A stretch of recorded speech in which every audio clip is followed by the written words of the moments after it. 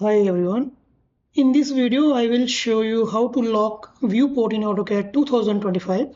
Click here on layout and this is our as-built or preset viewport. You can change single view to 4 view. It's up to you. Double click inside the viewport. Your viewport is activated. Once you zoom in or zoom out, your scale will change here.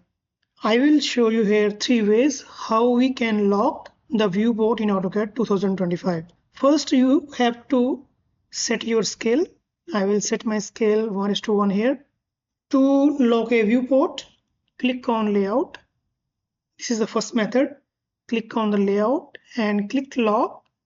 Click on lock and select the object, enter. If you double click now, your view will not change. My scale is still 1:1 and I cannot work inside the viewport. This is the first method. To unlock, select the view, enter. My viewport is unlocked.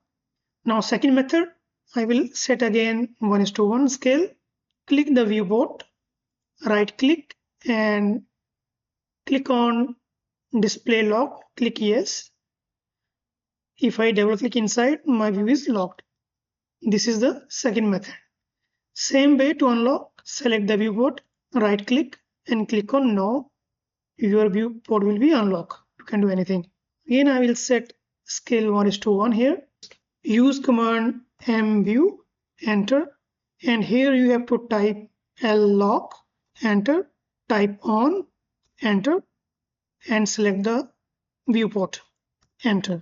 Now if I double click inside the viewport will not change. To unlock again, type mview, enter, type L, enter, type off, enter, select the viewport. If I will double click inside, I can change the view. So we can lock the view in AutoCAD by 3 ways, which I shown you here. You select your method to lock the viewport as per your own convenience.